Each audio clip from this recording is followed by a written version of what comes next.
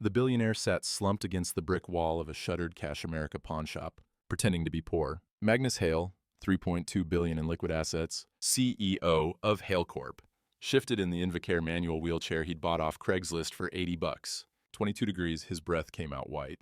The army surplus blanket from the Salvation Army on Broadway reeked of Pennzoil and cigarettes. His Rolex was in a safe deposit box at Wells Fargo. The Tom Ford suits were hanging in his Cherry Creek penthouse. Right now, Magnus wore a ripped Carhartt jacket with a faded 10th Mountain Division patch safety pinned to the sleeve.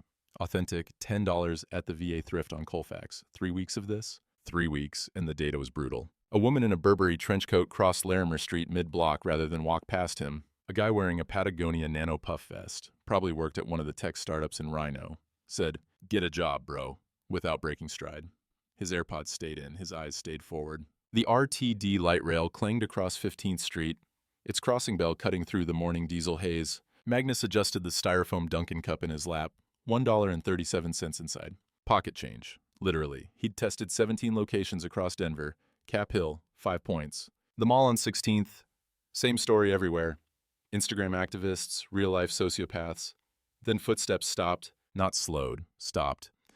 A young woman crouched in front of him, not standing over him like a parole officer. Crouched, eye level. King Soopers flour dusted her black apron. Her hands were cracked red from the cold.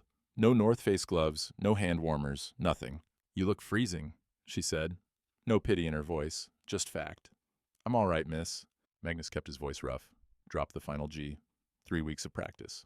"No, you're not." She pointed at a turquoise 1972 Airstream trailer parked 30 feet away, propane exhaust wisping from the roof vent.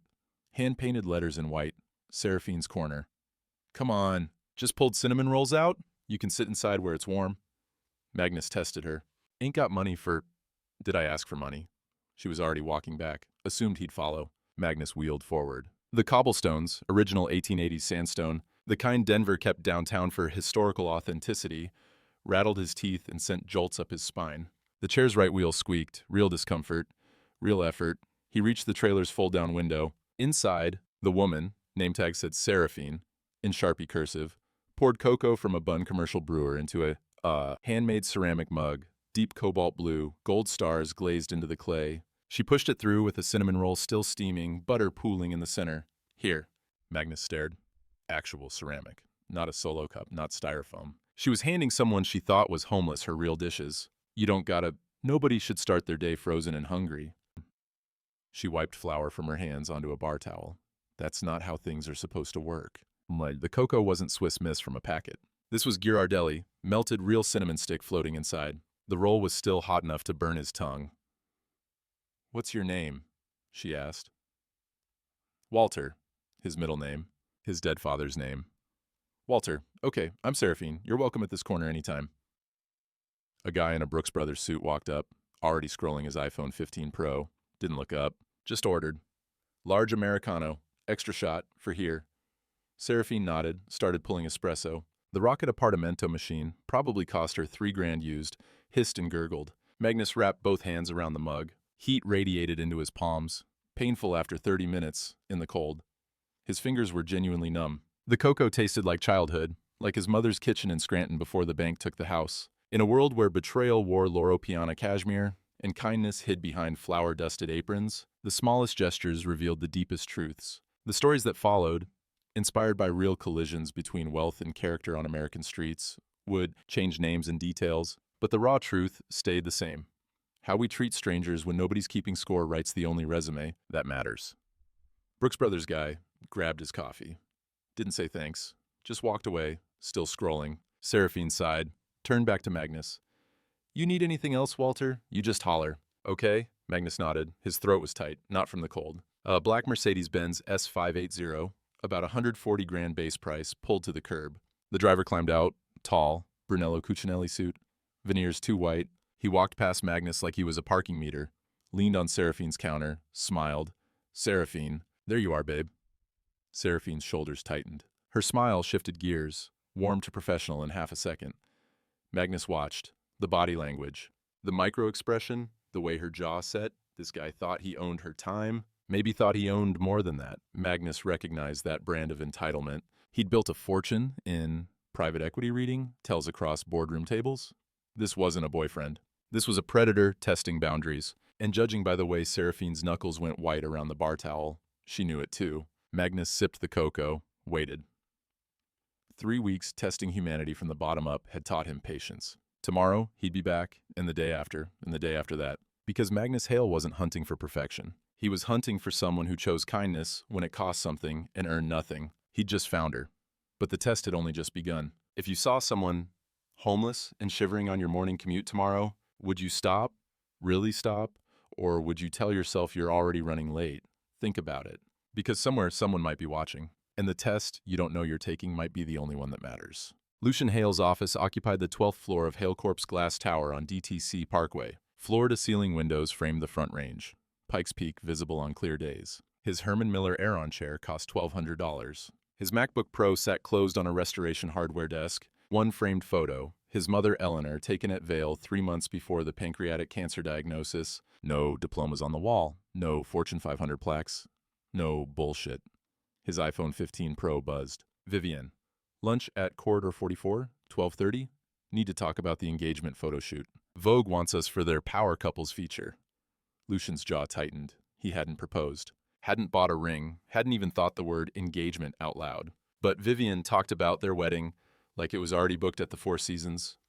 Photographer hired. Hashtag decided. His father had gone radio silent about the relationship. That silence was louder than any lecture Magnus had ever delivered. Lucian texted back, "Fine, see you there." Corridor 44 sat on 2nd Avenue in Cherry Creek, where the median household income was $300,000, and the parking lot looked like a German auto show. White tablecloths, Riedel crystal, entrees averaging $68 before wine. Lucian arrived at 12:31 p.m., sat in a corner booth upholstered in cognac leather. Vivian swept through the door at 12:49 p.m., 18 minutes late, wearing a camel Max Mara coat that cost $4,200 and Chanel sunglasses despite being indoors. Her assistant Becca followed like a pack mule, carrying 3 Nordstrom bags and Vivian's Hermes Birkin. "Baby," Vivian air-kissed near Lucian's cheek. Lipstick never smudged, never touched skin, always performative. She slid into the booth and pulled out her iPhone immediately, thumb already scrolling Instagram. Ugh.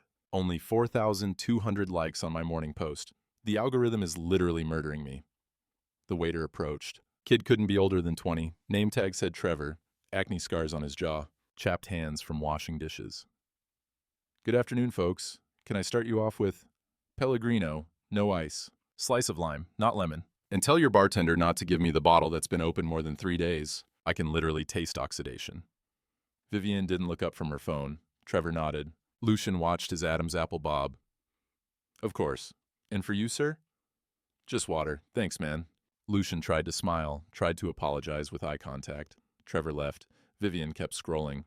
God, did you see his fingernails? Like, disgusting. Why do restaurants hire people who look like that?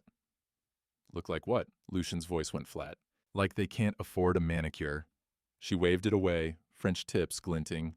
"Anyway, I have literally amazing news. You know that homeless outreach thing I've been doing?" Lucian didn't, but he nodded. "So, I've been filming these videos where I hand out Starbucks gift cards to homeless people.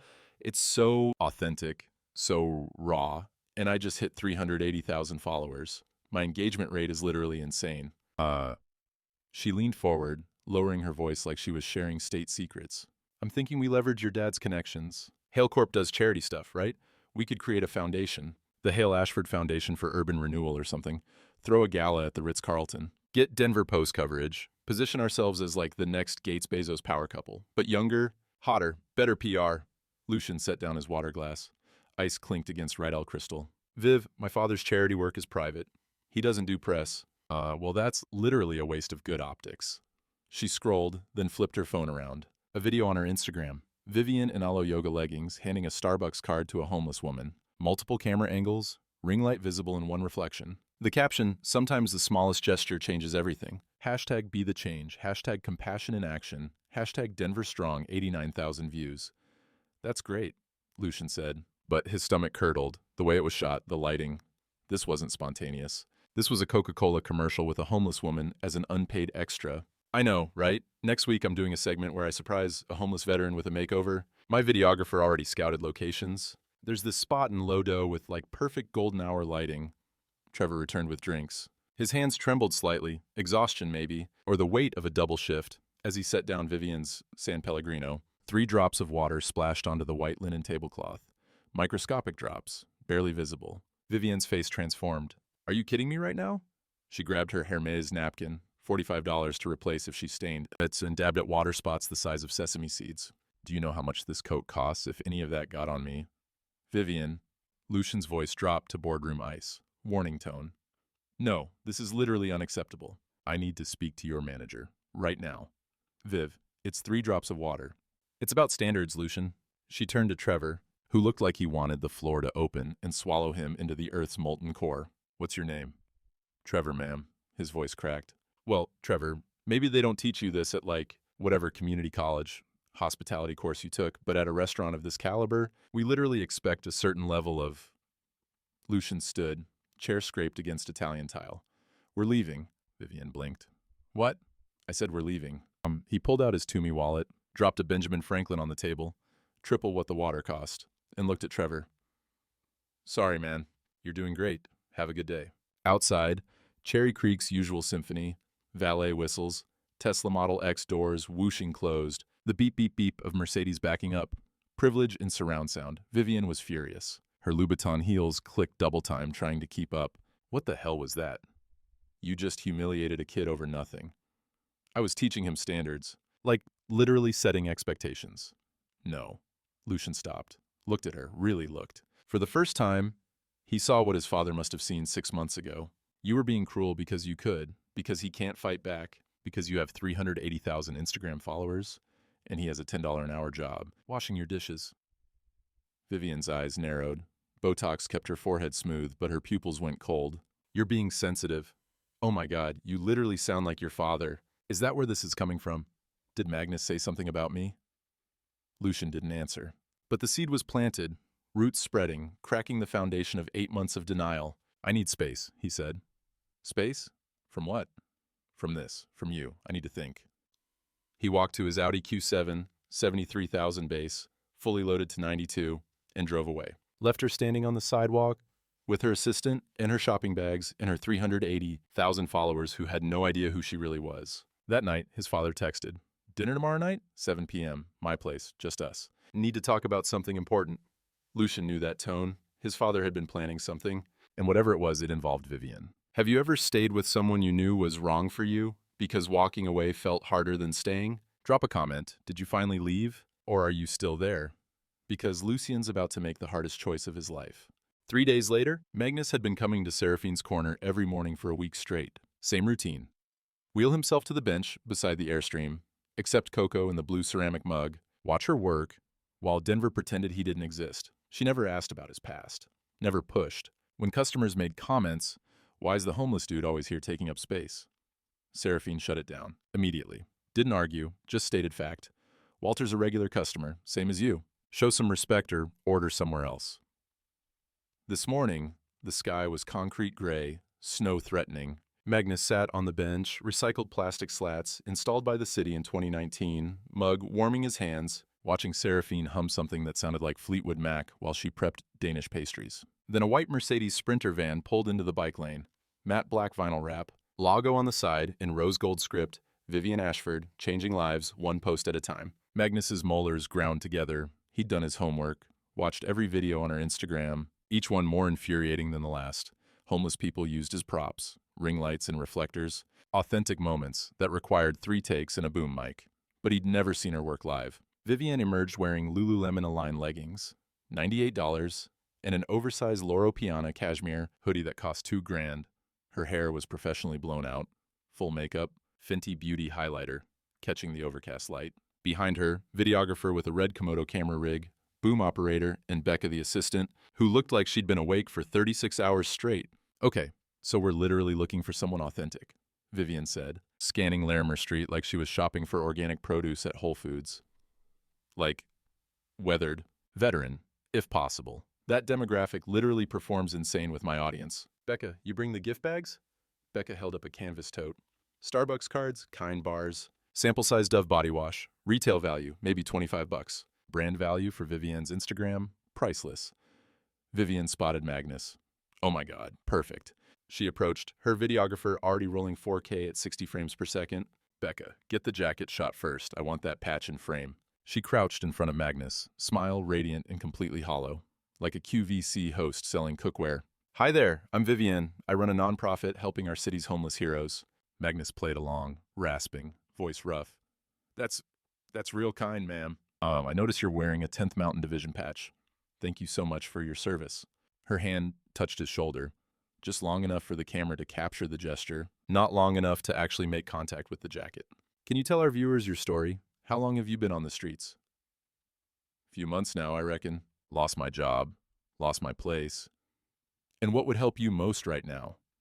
Magnus saw through this instantly. She wasn't asking what he needed. She was asking for a soundbite, something she could solve with a gift card and look like Oprah on a budget. Honestly? Magnus looked directly at the red camera. A job? A real chance? Just someone willing to see past the chair and the clothes and the smell. Someone who sees a person, not a photo op. Vivian's smile faltered. Wrong answer. That wasn't the script. She wanted food or shelter, something she could fix with $25 and look like Mother Teresa. Well, she recovered, smile snapping back into place. I want you to have this. She handed him the tote bag like she was presenting an Oscar.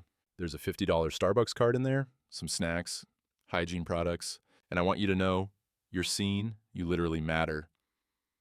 She stood, brushed her hands on her leggings, signaled to the videographer to cut. The moment the camera's red light died, her face changed. She muttered to Becca, just loud enough for Magnus to hear, "Oh my God, did you literally smell him? Next time, find someone cleaner. This is disgusting. I'm gonna need to Purell my entire body." Magnus's fingers tightened around the ceramic mug. Every muscle in his jaw locked. The metallic taste of adrenaline flooded his mouth. Every instinct screamed to stand up, fully, perfectly, no disability, drop this entire charade, and tell this woman exactly what $3 billion of legal firepower could do to her fraudulent nonprofit in approximately 72 hours. But he held still. Not yet. Seraphine heard everything. She stepped out of the trailer, wiping her hands on her apron, arms crossed. Excuse me? Vivian turned, annoyed. Can I help you? Yeah, you can apologize. For what? For talking about another human being like he's garbage. Seraphine's voice was calm, steel underneath. You just made a whole show about caring, then called him disgusting the second you thought no one heard. Vivian's eyes narrowed, assessed. This girl was nobody. A coffee cart operator. Probably made 30 grand a year, not a threat. Who the hell are you? The person who actually gives a damn about people on this street. Seraphine stepped closer. 5'4", maybe 115, soaking wet, stepping up to someone with 380,000 Instagram followers, like she was Muhammad Ali in the ring. You want to help? Help, but don't use them for your engagement metrics and then sanitize yourself when the camera's off. And Vivian laughed. Sharp, condescending, the sound of wealth dismissing poverty. Oh, honey, you're adorable. You run a coffee cart. I run a media platform with 380,000 followers and 6 corporate sponsors. Don't literally lecture me about helping people. Followers aren't people, and likes aren't kindness. You know what? Vivian pulled out her iPhone 15 Pro Max, snapping photos of the Airstream trailer. This is a health code violation waiting to happen. I have friends at Denver Public Health. One phone call and... Viv. Everyone turned. Lucian Hale stood 10 feet away, Audi key fob in hand. He must have parked on 14th and walked up mid-confrontation. His face was unreadable, but his voice carried the kind of quiet danger that comes from boardrooms where millions get won or lost on tone alone. What are you doing? Baby, I didn't know you were... I asked you a question. Vivian's smile strained. Botox couldn't hide the panic in her eyes. I was just filming a segment. This woman literally got aggressive. I heard what you said. Lucian looked at Magnus, still sitting silently in the wheelchair. Then at Seraphine. I'm sorry. For all of this, he turned to Vivian. We need to talk in private, now. As they walked away, Vivian's heels clicking frantically on the cobblestones, trying to keep up, Magnus met Seraphine's eyes. She was shaking, not from fear, from adrenaline and righteous anger. The kind that comes from standing up when you have everything to lose. You okay? He asked. I should be asking you that. Magnus smiled, a real smile, the first one in 3 weeks. I'm better than okay, Miss Seraphine. I'm reminded that there are still people in this world worth knowing. Seraphine sat beside him on the bench, poured herself coffee from the trailer's Stanley thermos. I probably just made an enemy, she said quietly. You made the right choice. Magnus's voice was still Walter's rasp, but the conviction underneath was pure Magnus Hale, forged in Scranton steel mills and Wall Street war rooms. Bullies only win when good people stay quiet. Yeah, well, good people also pay rent. And if she actually calls the city, Seraphine trailed off. Magnus said nothing, but inside he was already counting the moves. 3 phone calls. That's all it would take. 1 to Denver Public Health, 1 to his attorney Patricia, 1 to the Small Business Development Center. Vivian Ashford had just threatened the wrong person's coffee cart. She didn't know it yet, but by Friday morning, she would. That afternoon, Seraphine received an email. Anonymous complaint, mobile food vendor number 7721. Inspection scheduled for Friday 9 a.m. She stared at her Dell laptop screen, hands trembling. Vivian had kept her threat. The war had begun. Magnus sat in his actual office, 14th floor of the Hale Corp Tower on DTC Parkway, showered, shaved, wearing a Brioni charcoal suit that cost $6,800. The downtown skyline spread below him like a circuit board. His MacBook Pro glowed on the Nakashima walnut desk. The desk alone was worth $42,000.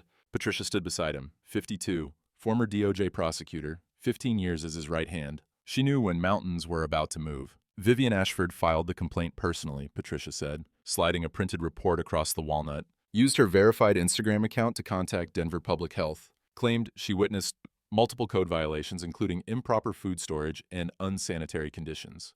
Magnus's knuckles went white against the Herman Miller Aran armrest. His jaw muscles flexed so hard his molars ached. Inspections Friday morning, 9 a.m. If they find even minor violations, expired permits, temperature logs with gaps, they can shut her down 30 days minimum. They won't find violations. Patricia raised an eyebrow. Sir? Because there won't be any. Magnus opened the MacBook, fingers flying across the keyboard. Send an anonymous tip to Public Health about Seraphine's Corner. Full praise. Recent visits, immaculate conditions, exemplary food safety practices, include documentation. He pulled up his iPhone 15 Pro, dozens of photos from the past week. Every angle of the Airstream. The bun brewer, the stainless steel prep surfaces, the temperature logs Seraphine kept taped inside the service window, marked every 2 hours in Sharpie. You want me to file a positive tip? Anonymously. Correct. Then call Greg Holden at the Small Business Development Center. Tell him I'm personally recommending Seraphine Clark for their Excellence in Micro Enterprise grant. $15,000, 0 interest, 5-year payback. Patricia typed notes on her iPad. The inspectors won't be swayed by a grant nomination, sir. They will if the grant committee sends courtesy notice to Public Health Monday morning, informing them that Seraphine's Corner is under consideration for a city-recognized business award. No inspector wants to shut down a business 48 hours before it receives civic honors. Career suicide. Bad optics. Patricia almost smiled. Almost. Anything else? Magnus pulled up his text thread with Lucian. The last message. We need to talk about Vivian. Yes. Pull together a comprehensive file on Vivian Ashford. Bank records, brand partnerships, social media analytics, IRS filings. Magnus's voice went cold.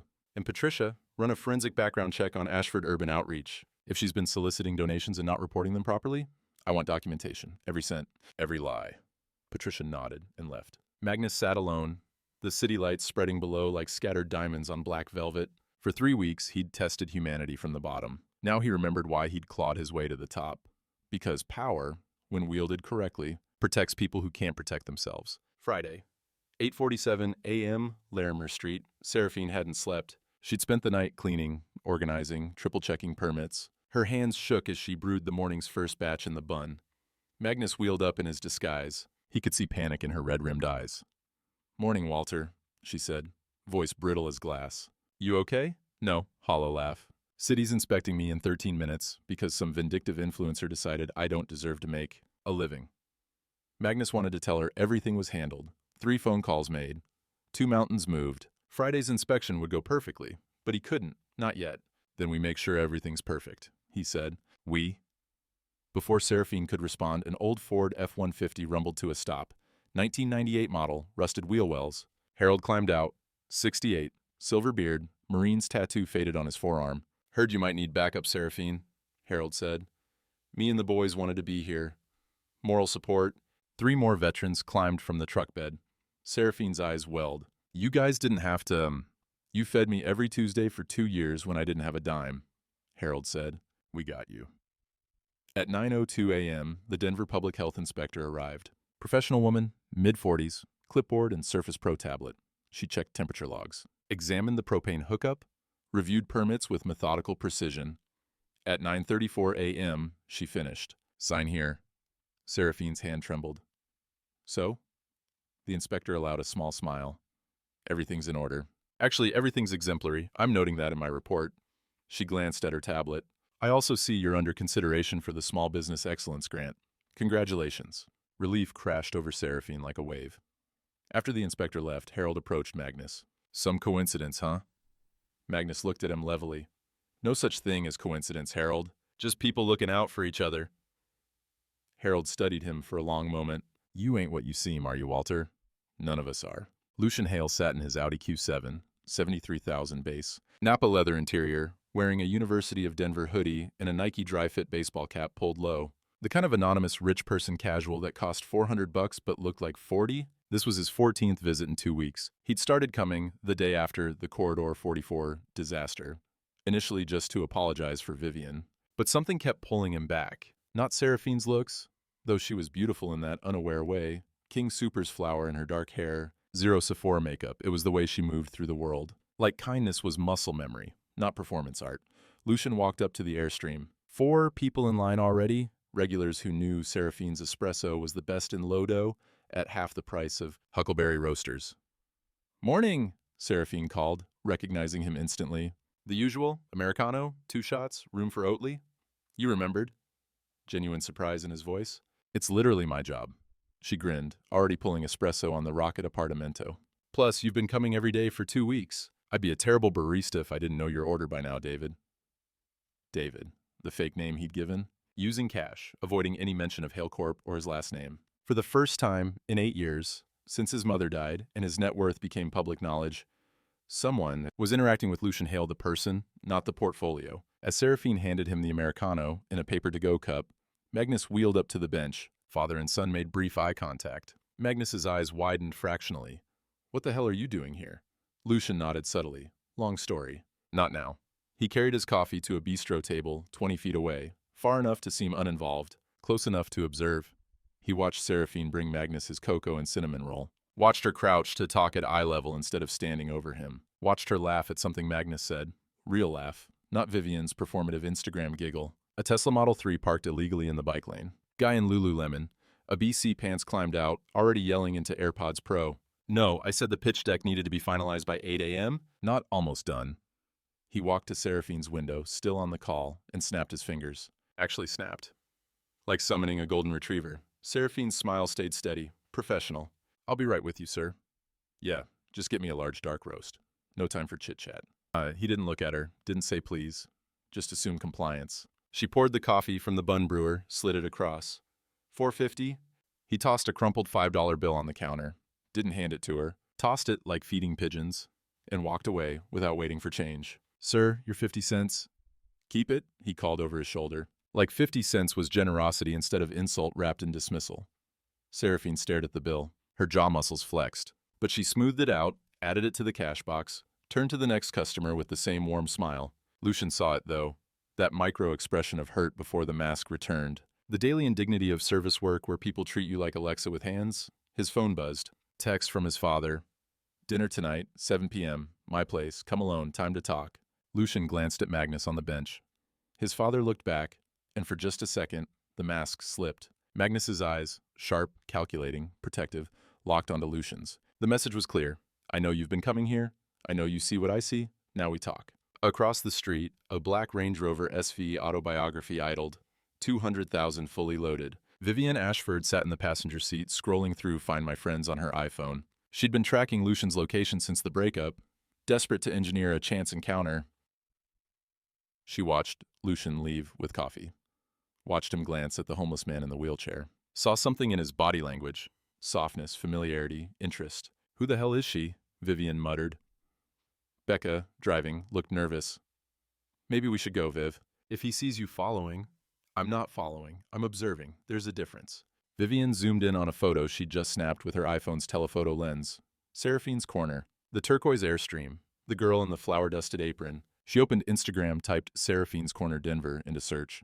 Small business page appeared. 1,847 followers. Wholesome photos of lattes and pastries. Customer testimonials. Nothing flashy, nothing threatening. Except Vivian knew that look on Lucian's face. She'd never seen it directed at her. Not once in 8 months. But she recognized it. Interest. Genuine interest. Find out everything about this girl. Vivian said, screenshotting the profile and texting it to her social media manager. Family, debts, arrest records, history, everything. Viv, I really don't think... Did I ask what you think?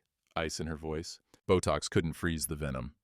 Do your job, or I'll find someone who will. It started at 6:47 a.m. Seraphine opened Instagram on her iPhone 12, 2 years old, cracked screen protector, to 247 new notifications. Her hands were still wet from scrubbing the Vollrath stainless steel prep sink. First comment, health code violations, do not eat here. Second, this place gave me food poisoning, reported to Denver Public Health. Third, owner is rude and unprofessional. Terrible service, avoid. All recent. All posted within the last 90 minutes. All from accounts with default profile pictures, 0 followers, created yesterday. Bot accounts, obvious, but effective. Her Google business reviews, 4.9 stars yesterday morning, 2.3 stars now, 47 one-star reviews overnight. All variations of the same script. Dirty, unsafe, overpriced, rude owner stole my credit card info, Seraphine's vision blurred, her throat closed, 4 years of work, 4 years of 4:30 a.m. wake-ups, burned forearms from the espresso machine, building trust customer by customer, gone in 90 minutes. Her phone rang, Mrs. Chen, her landlord, who owned the parking spot where the Airstream sat, $350 a month, paid in cash. Seraphine, honey, I'm so sorry, but I'm getting calls. Lots of calls. Mrs. Chen's voice cracked. People saying your trailer's a health hazard, that I'm liable if someone gets sick, that I could lose my business license. Mrs. Chen, those reviews are fake. I passed city inspection 3 days ago with perfect marks. I believe you, sweetheart, I do. But my lawyer's scared. He's saying I need to evict you until this blows over. 30 days notice. 30 days? I can't afford to shut down for 30 days. My mother's nursing home, Sunrise Memory Care, is $4,200 a month, and Medicaid doesn't cover... I'm so sorry. The line went dead. Seraphine stood in the trailer, surrounded by the morning's batch of cinnamon rolls cooling on wire racks. The bun brewer hissed. The ceramic mugs, her father's, the only 12 left, lined up on the shelf. Everything she'd built, everything she'd fought for. Her phone buzzed. Instagram notification. New post tagged with her location. Vivian Ashford's account, a video, 89,000 views in 22 minutes. Vivian, perfectly lit, professional ring light visible. I need to talk about consumer safety, you guys. Recently, I featured a local vendor in one of my homeless outreach videos, Seraphine's Corner in Lodo. Since then, I've received literally dozens of DMs from followers who got food poisoning from this establishment. I feel responsible. I directed people there, and they got hurt. So, I'm using my platform to warn you, avoid this place. The owner is also extremely hostile to customers and has a history of health violations. I've reported her to the city. Please share this to keep Denver safe. Link to file complaints in my bio. The comments section was wildfire. Thank you for speaking up. I almost went there yesterday. And she should be shut down. Seraphine couldn't breathe. This wasn't a lie. This was calculated destruction. Vivian weaponized 380,000 people against a woman who challenged her once. One time. The morning rush didn't come. By 8:30 a.m., Seraphine had served 3 customers, 2 regulars who knew her personally, and Magnus, who sat silently on the bench, watching her world disintegrate in real time. Walter, Seraphine said quietly, hands shaking as she wiped the Vollrath counter for the 4th time. Have you ever felt like the universe just decided you don't deserve to win? Magnus wanted to stand, wanted to drop the charade, make 3 calls, obliterate Vivian Ashford's life so thoroughly she'd be begging for Chapter 11, bankruptcy protection by noon, but he couldn't, not yet. Seraphine needed to see the full scope of cruelty before the rescue meant anything. His son needed to witness what happens when privilege weaponizes itself against decency. Yeah, Magnus said softly, maintaining Walter's rasp. I've felt that, but I've also learned something. The universe doesn't decide. People do. And the people who kick you when you're down? Eventually, they kick the wrong person. Seraphine laughed bitterly. Who? Who's going to stand up for someone like me against someone like her? She gestured at her phone, where Vivian's video hit 150,000 views. Magnus met her eyes. Someone already is. You just don't see him yet. Next morning, Seraphine opened the Airstream expecting another ghost town morning. Instead, there was a line. 20 people deep. At the front, Harold, holding a handmade sign on cardboard torn from a Costco box. Seraphine's Corner. 4 years, 0 complaints. Real reviews. Real people. Behind him, the bike shop owner from next door. The brewery manager from Ratio Beer Works. 3 other food truck operators. Tamale truck Jenny, the Korean BBQ guy. Miguel from the taco cart on 17th, a dozen regulars. What is this? Seraphine's voice cracked. Harold stepped forward, Marine's tattoo visible on his forearm. This is what happens when you spend 4 years treating people with dignity. We got your back, kiddo. A woman in Denver health scrubs, Nurse Emma, who stopped every Tuesday before her ICU shift, held up her iPhone 13. We've been posting all morning. Real reviews, real stories. You gave me free coffee when my Honda got towed, and I was crying in the street. You remembered my son Jamal's name after meeting him once. That matters. And the bike shop owner, Dave. You gave my employee Marcus a job reference when he needed to rent an apartment. Spent an hour on the phone with his landlord vouching for him. You didn't have to do that. One by one, they shared stories, small kindnesses, moments Seraphine didn't even remember because to her, they were just Tuesday. By 8 a.m., Seraphine's Google business rating climbed back to 4.7 stars. Fake reviews were being flagged, removed by Google's algorithm. The real community was drowning out the bots. Magnus wheeled up, watching it unfold. This is what he needed Lucian to see. Not wealth, not power, but this, decency compounding over time like interest in a Wells Fargo savings account. 3 miles away, Thump Coffee on East Colfax. Vivian Ashford sat with her MacBook Pro, watching her plan unravel in real time, her viral video. Now getting ratioed in comments. This is so fake. I've eaten at Seraphine's Corner for 3 years, never sick. Using your platform to destroy a small business? Disgusting. Why are you obsessed with this woman? What did she do? Then someone posted a link, a video, shot by a bystander during the confrontation 3 days ago. Vivian calling Magnus disgusting the moment the red camera turned off. Vivian threatening Seraphine's business license. Clear, unmistakable, cruel, the video was going viral. 340,000 views. Comments flooding. So you're a bully who pretends to care about homeless people for clout? Performative? Activism at its worst. Cancelled.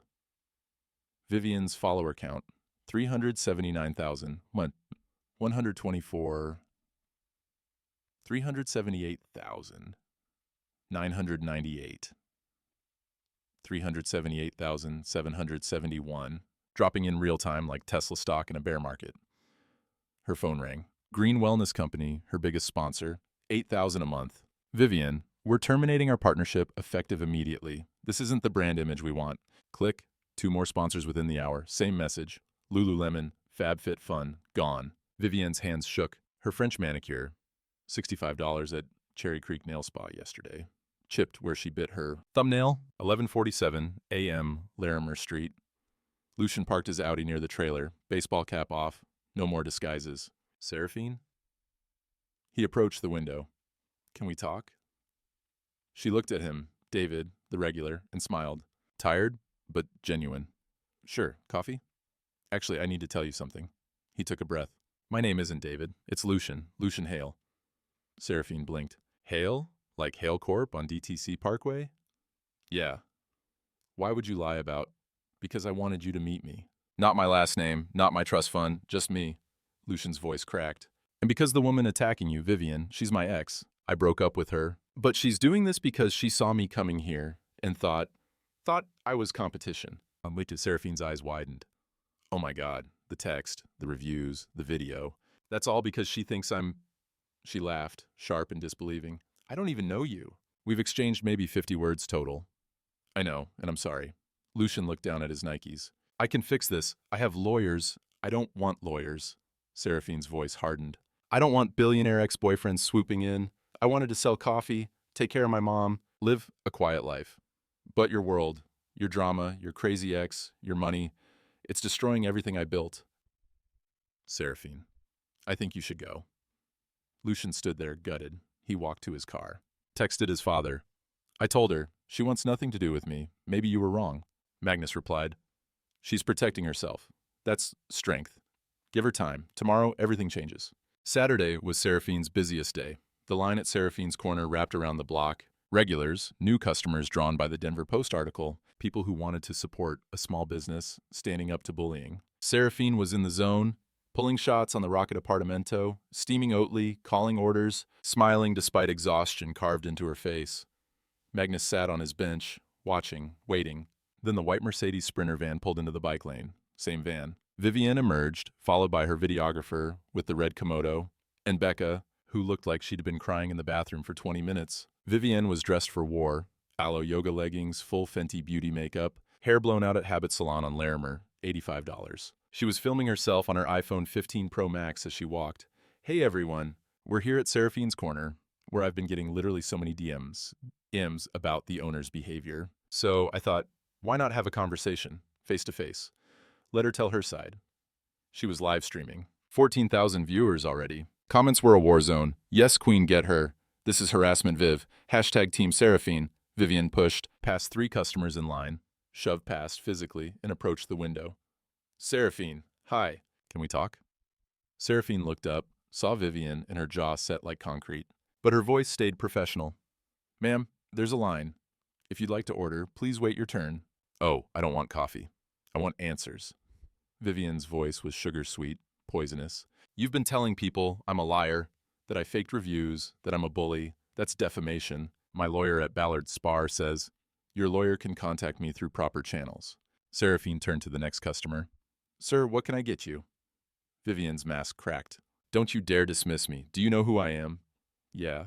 Seraphine met her eyes. You're the woman who tried to destroy my business because I called you out for being cruel. The crowd went silent. Even the bun brewer stopped hissing. Vivian laughed, sharp, brittle. You think you're some kind of hero. You're a barista. You sell coffee out of a trailer. You're nobody. And the only reason anyone's paying attention to you is because my ex-boyfriend, she spat the words, apparently has a fetish for charity cases. Murmurs rippled through the crowd. Several people pulled out iPhones, filming. That's enough. Lucian's voice cut through the noise.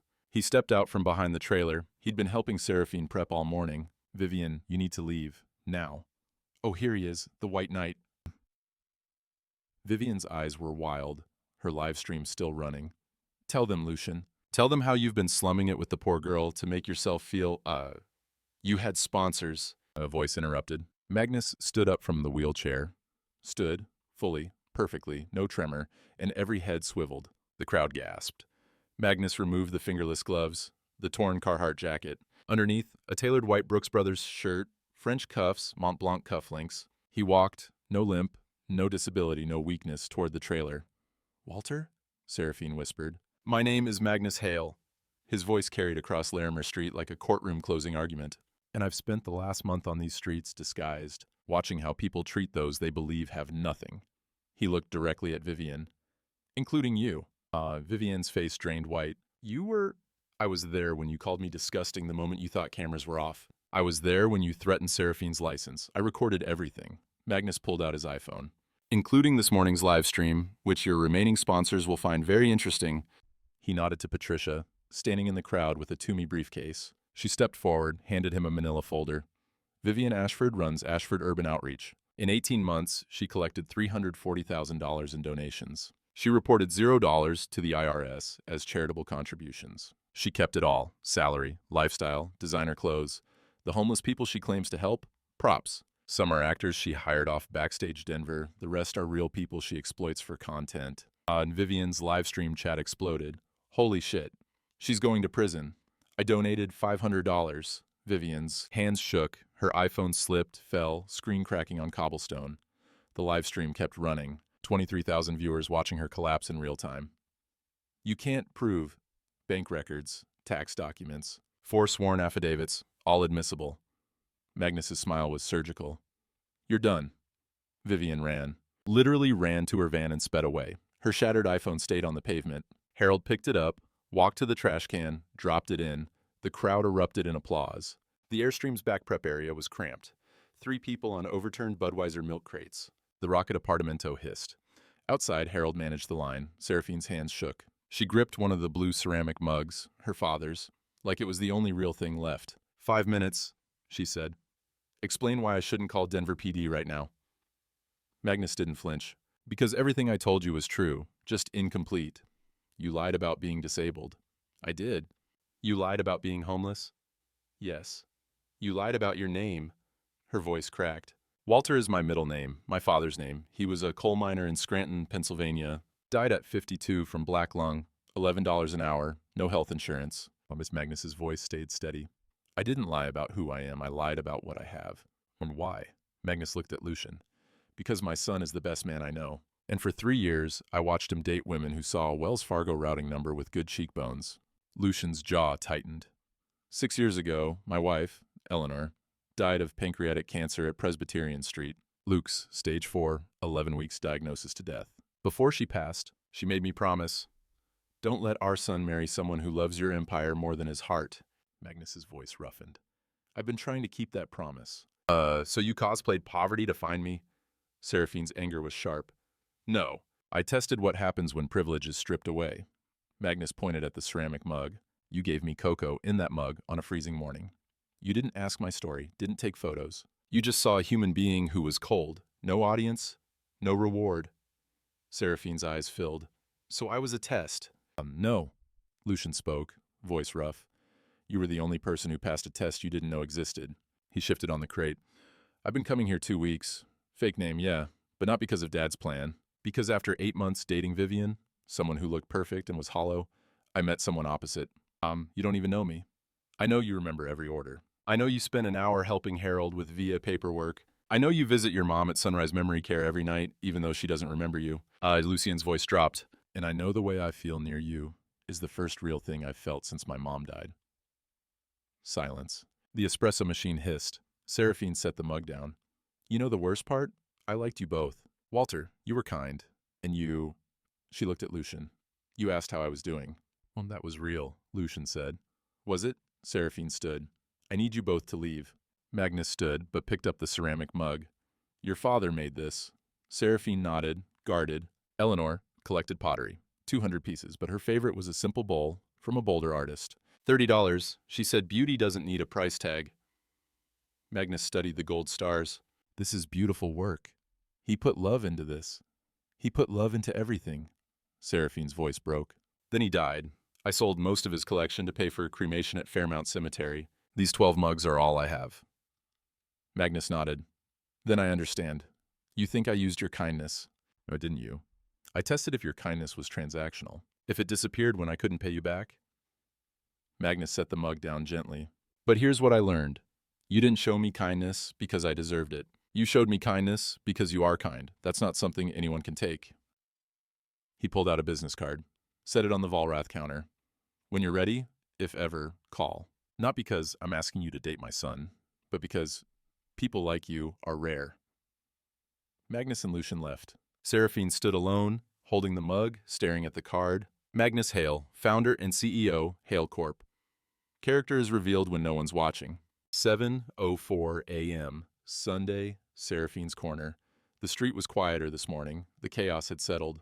A few regulars, some curious onlookers, but mostly just the rhythm of an ordinary Sunday in Lodo. Magnus and Lucian arrived separately. Magnus in a simple sweater and jeans, Lucian in a hoodie and baseball cap. No disguises this time, just themselves. Seraphine was inside the trailer, pulling cinnamon rolls from the oven. She saw them through the window and took a breath.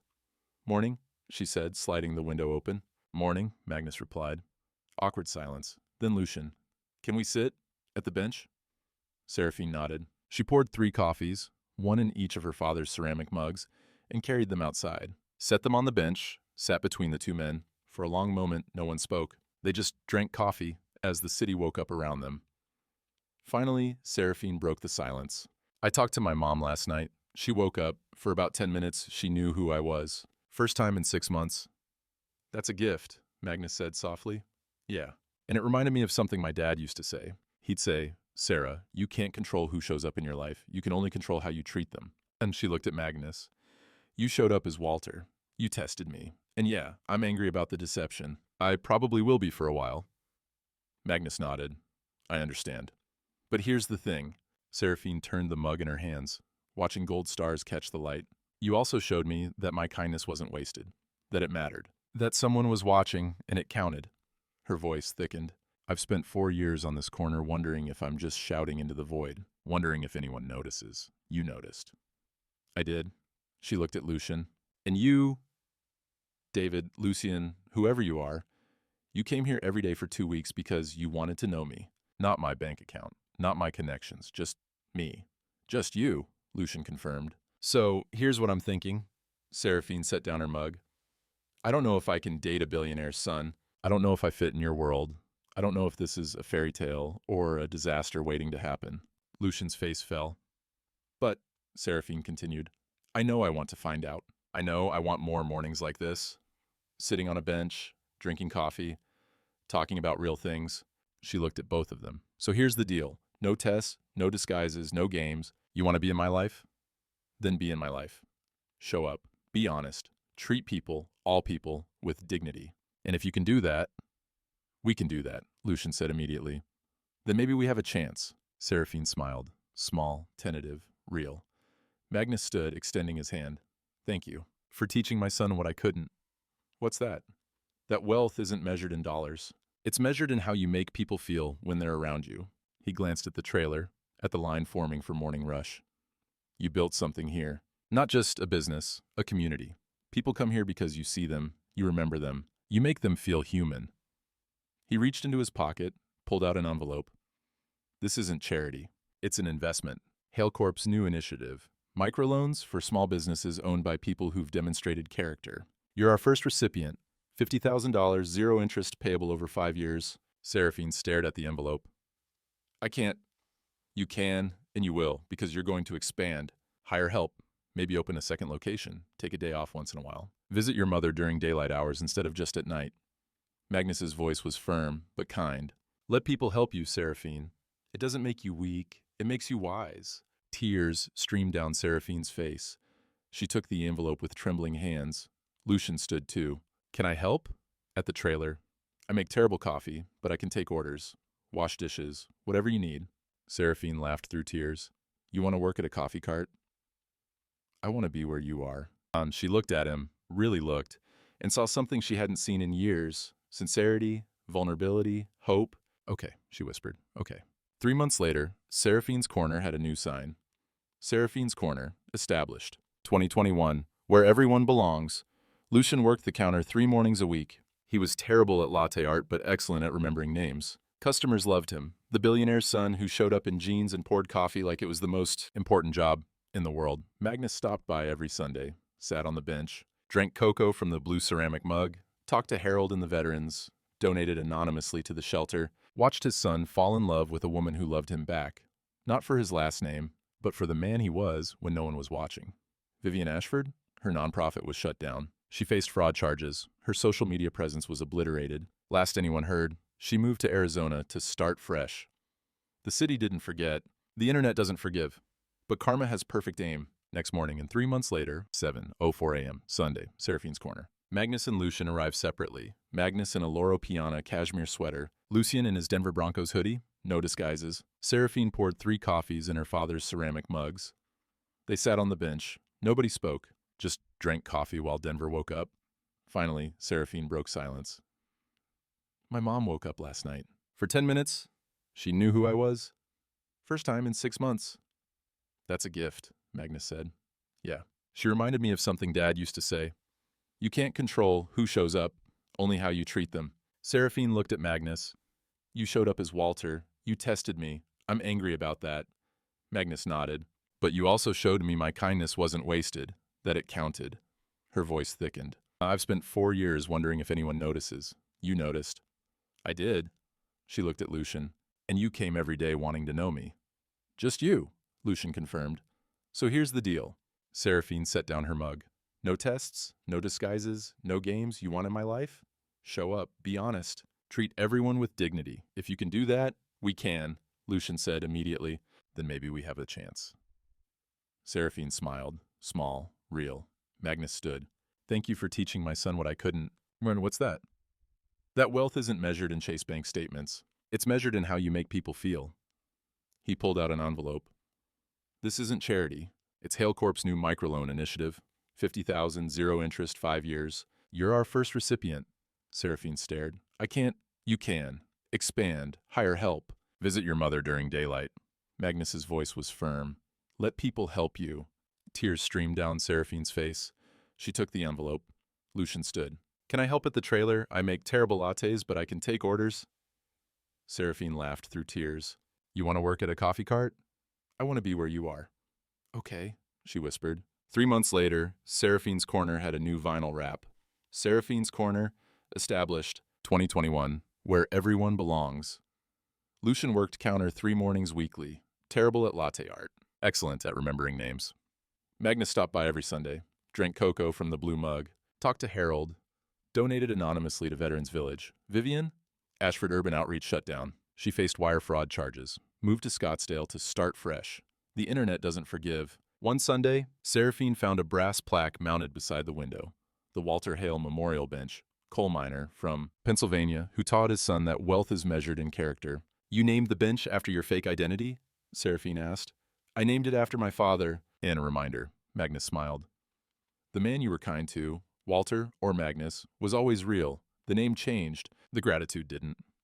Lucian emerged with coffees, kissed Seraphine's forehead. The three stood there, billionaire, heir, coffee cart owner, just three people who learned the best wealth isn't inherited or earned. It's given freely, with no expectation. That's the billionaire heart. Magnus Hale sat on freezing concrete for 3 weeks, pretending he had nothing, to find someone who had everything that mattered. We're all being tested.